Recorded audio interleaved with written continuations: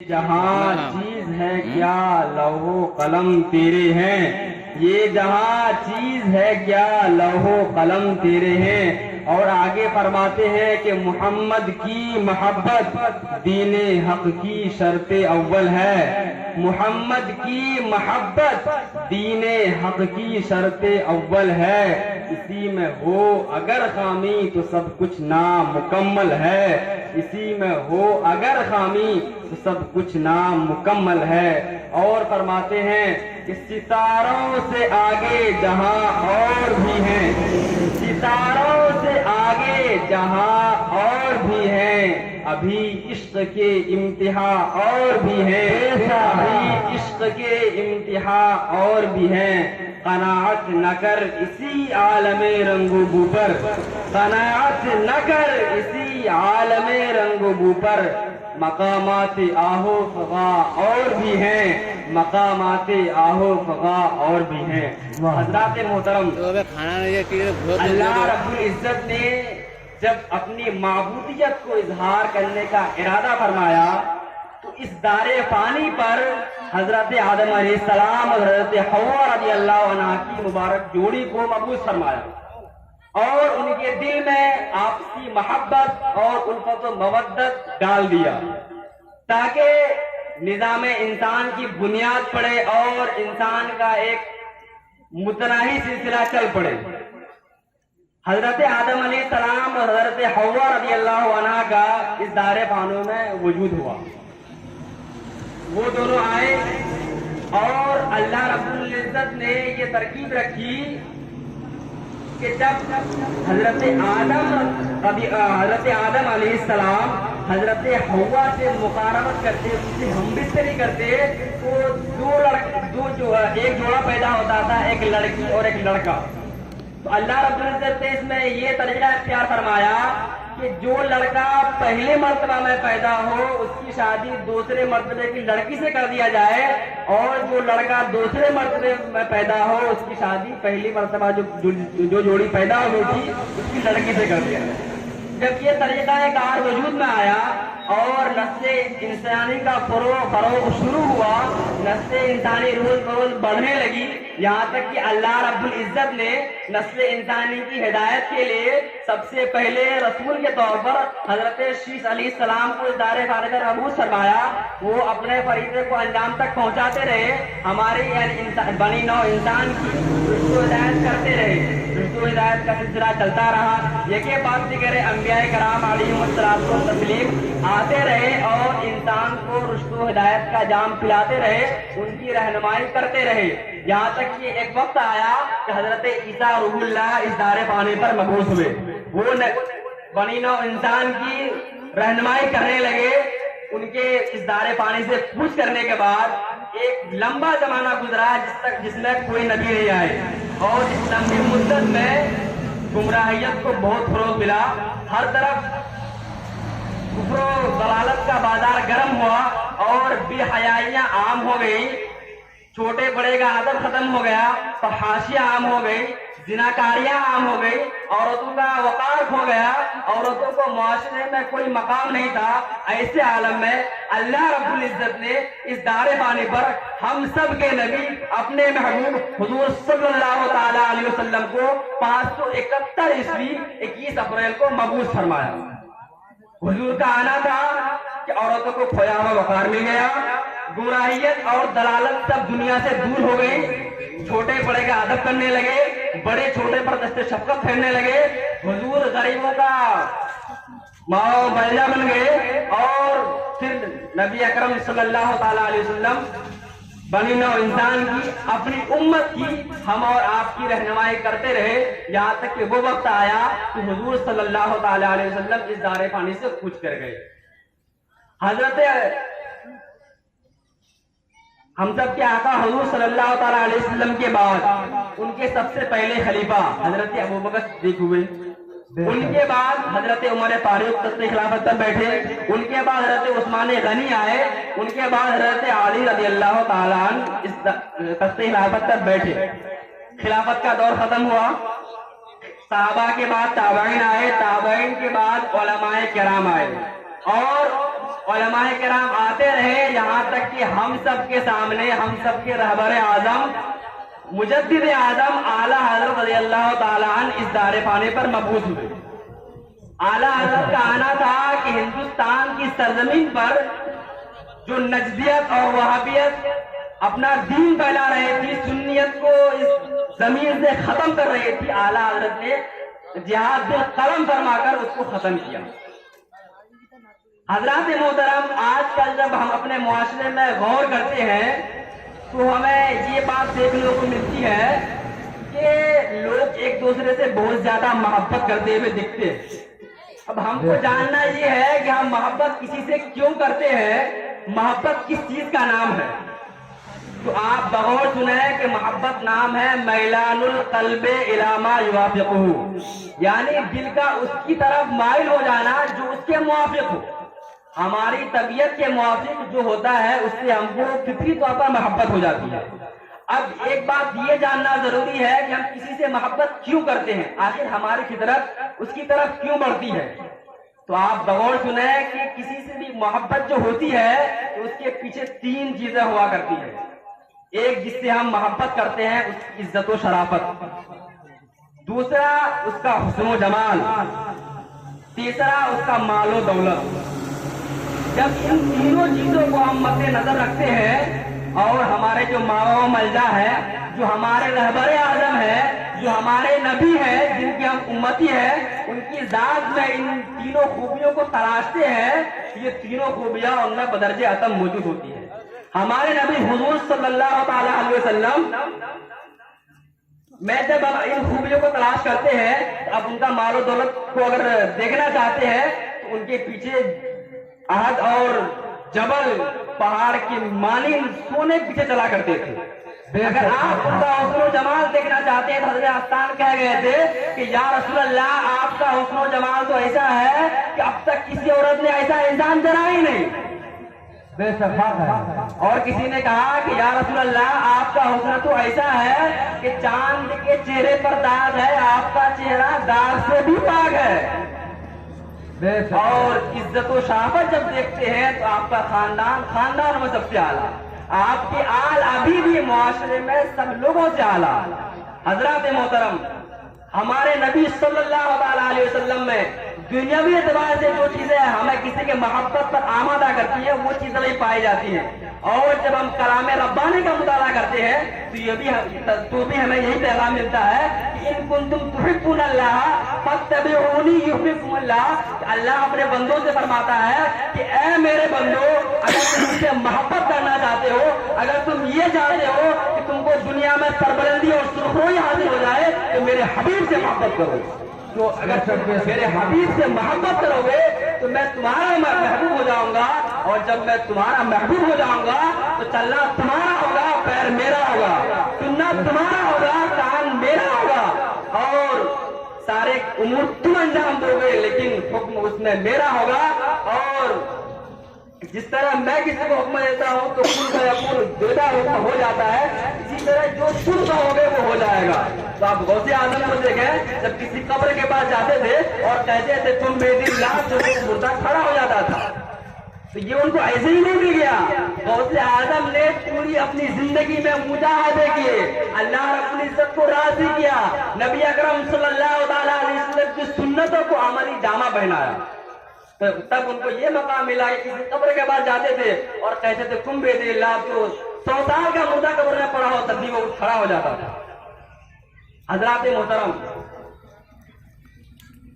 جب ہم اس دنیا میں آئے تو ہمیں ایک بات یہ معلوم ہوئی کہ ہم پہلے نہیں تھے، کیونکہ ہم آئے دن یہ دیکھتے ہیں کہ کوئی نہ کوئی پیدا ہوتا رہتا ہے، اور ایک اندازے کے مطابق دن میں 1,24,000 انسان اس دار فانی پر مبعوث ہوتا ہے اور 1 لاکھ چلا جاتا ہے۔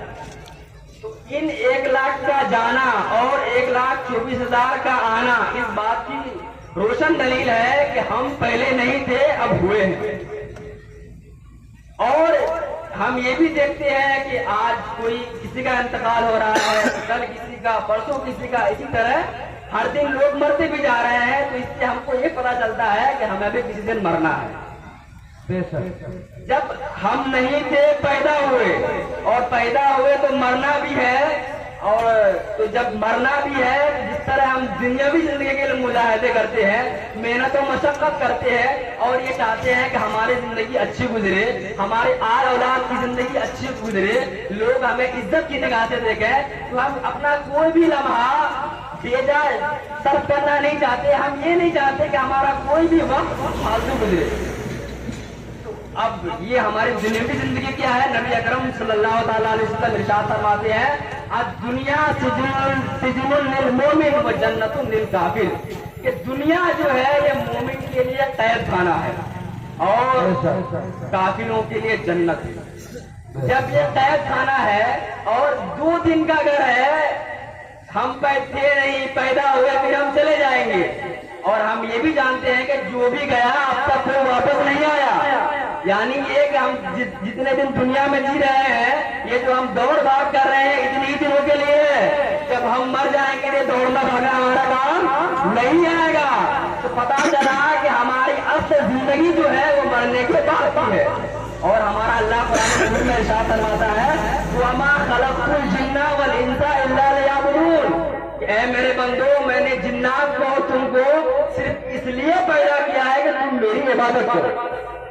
حضرات محترم، ہمارا حال کیا ہو گیا ہے؟ ہمیں ہوا کیا ہے کہ ہم جس دنیا میں 2 دن رہنا ہے، ہم جانتے بھی ہیں، ہمیں معلوم بھی ہے، اور ہمارے علماء کرام ہمارے رہنمائی بھی کرتے ہیں کہ یہ 2 دن کی زندگی ہے، اس میں آپ کل نہیں تھے، آج ہوئے ہیں اور پھر کل چلے جائیں گے. اور یہ بھی بتاتے ہیں کہ مرنے کے بعد کی زندگی جو ہے وہ ہمیشہ ہمیشہ کی زندگی ہے، اس میں ہی ہم کو ہمیشہ رہنا ہے. آپ غور کریں کہ دنیا میں آپ شاہانہ لباس پہنتے ہیں، بڑے بڑے محلوں میں رہتے ہیں، لیکن جب آپ کا انتقال ہوتا ہے تو آپ کا نام بدل جاتا ہے. پھر اس وقت کوئی آپ کو آپ کے نام سے نہیں پکارتا، مردہ کہہ کے پکارتا ہے. آپ کو آپ کے شاہانہ کروں پر والے لباس نہیں دیے جاتے ہیں، بلکہ آپ کو بس ایک سفید کپڑا دے دیا جاتا ہے. آپ کا وہ شاہانہ محل نہیں رہتا، وہ 2 گز کی زمین ہوتی ہے.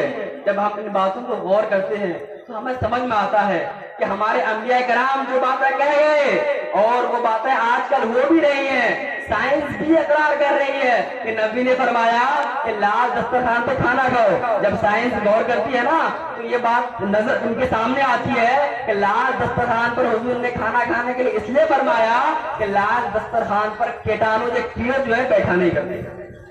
اسی طرح حضور نے فرمایا کہ انسان پر سب سے پہلے ایمان لانے کے بعد جو چیز ضروری ہے وہ کیا ہے؟ نماز. کیا فرمایا کہ انسان پر سب سے پہلے جو چیز فرض ہے ایمان لانے کے بعد وہ نماز ہے. اور آپ ملاحظہ کریں نبی اکرم صلی اللہ علیہ وسلم نے ارشاد فرمایا کہ اسلام کی بنیاد 5 چیزوں پر ہے. سب سے پہلے کیا فرمایا؟ اس بات کی گواہی دینا کہ اللہ ایک ہے اور اس کا کوئی شریک نہیں، اور محمد صلی اللہ تعالیٰ علیہ وسلم اس کے رسول اور بندے ہیں. یہ تو ہم اور آپ مانتے ہیں، اس سے ہمارا یقین ہے زبان سے بھی اور دل سے بھی. یہ چیز تو ہم میں پائی جاتی ہے. لیکن دوسرے نمبر پہ فرمایا کہ وہ اقامت الصلاۃ، یعنی اسلام کی بنیاد 5 چیزیں ہیں. پہلے سے فرمایا کہ اللہ رب، اس بات کی گواہی دینا کہ اللہ رب العزت ایک ہے، اس کا کوئی شریک نہیں، اور محمد صلی اللہ تعالیٰ علیہ وسلم اس کے بندے اور رسول ہیں. دوسرے فرمایا کہ نماز قائم کرنا. تیسرے فرمایا کہ زکوٰۃ دینا. چوتھے فرمایا حج کرنا. اور 5ویں میں فرمایا کہ ماہ رمضان کے روزے رکھنا. حضرات آپ غور کریں کہ بنیاد، مثلا آپ ایک عمارت کھڑی کریں تو اس کی بنیاد بھی 4-5 چیزوں پر ہوا کرتی ہے. اگر اینٹ نہ ہو، لوہے نہ ہو، سیمنٹ نہ ہو، بالو نہ ہو تو کیا آپ کی عمارت بن جائے گی؟ نہیں بنے گی نا. تو حضور نے فرمایا کہ اسلام کی بنیاد 5 چیزوں پر ہے. یہ 5 چیزیں ہوں گی تبھی کوئی جا کر کے حقیقت میں مسلمان ہوگا. اور 5 چیزوں میں ایک چیز جو ہم دیکھتے ہیں کہ یہی ہم میں پائی جاتی ہے، وہ کیا کہ ہم یہ گواہی دیتے ہیں کہ اللہ ایک ہے، اس کا کوئی شریک نہیں، اور محمد صلی اللہ تعالیٰ علیہ وسلم اس کے بندے اور رسول ہیں. جہاں ہم نماز قائم کرنا دیکھتے ہیں تو یہ بھی ہم میں موجود نہیں. زکات ادا کرنا تو اس سے بھی ہم دور بھاگتے ہیں. حج کرنا تو اگر اللہ توفیق دے تو حج کر لیتے ہیں، اس میں بھی بہت ساری رکاوٹیں آتی ہیں. ہم یہ سمجھتے ہیں کہ ہمارے مال میں کمی ہو جائے گی.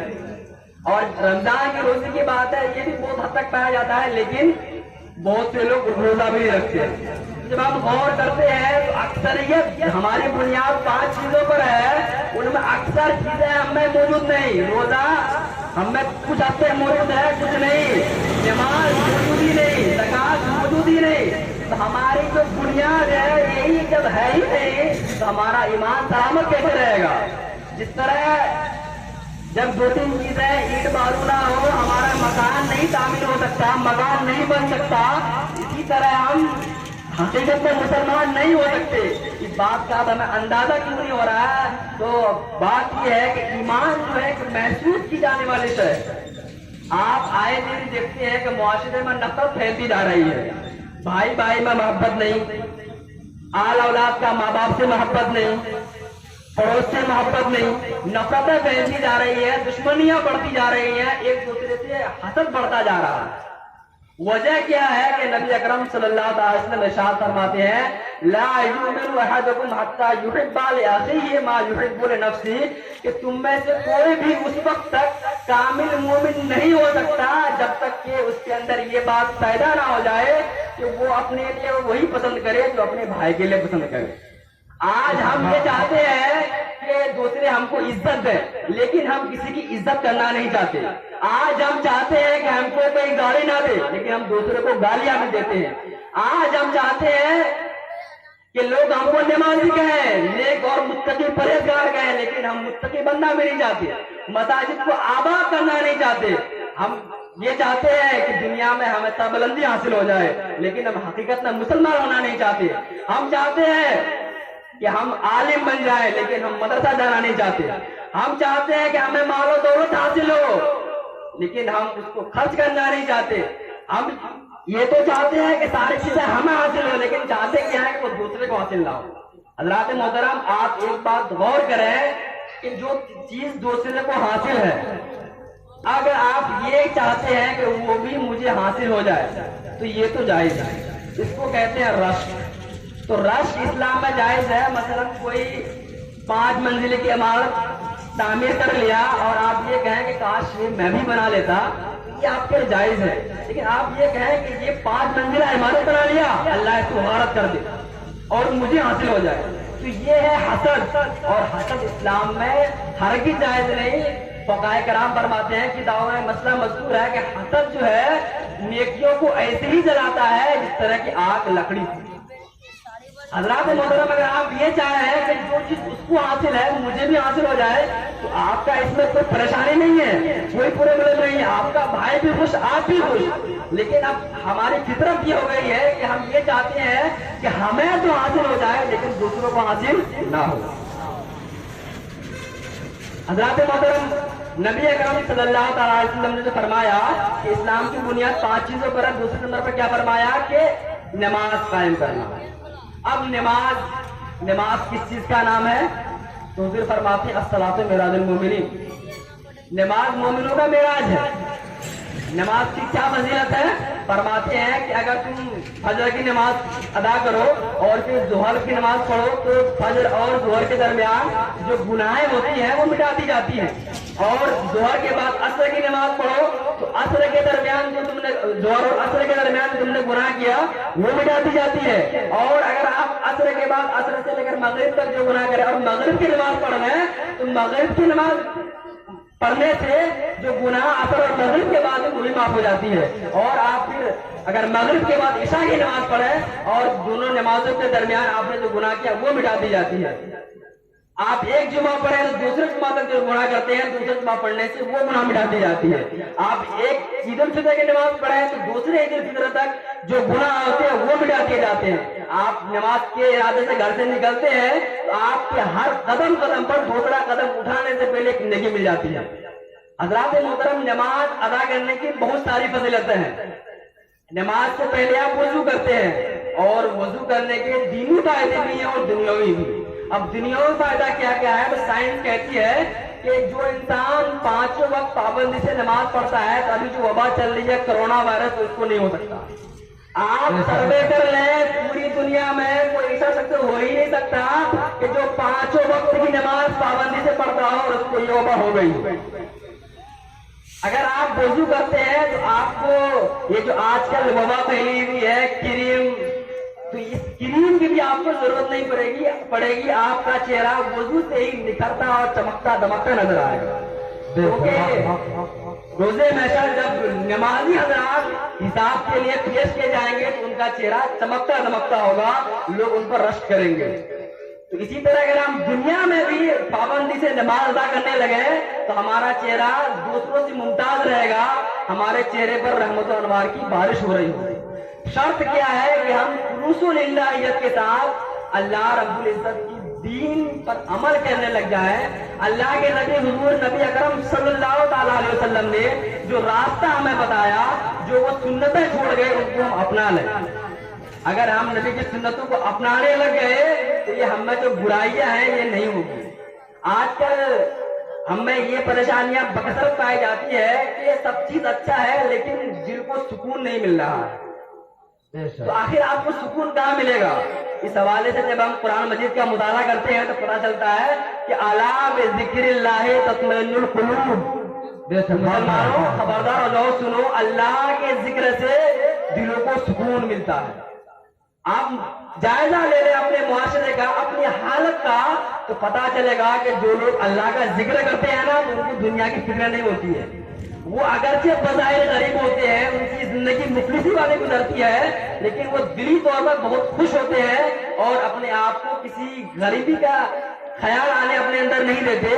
وہ یہ نہیں سمجھتے کہ ہم مفلس ہیں، نادار ہیں، ہمیں کھانے کے لیے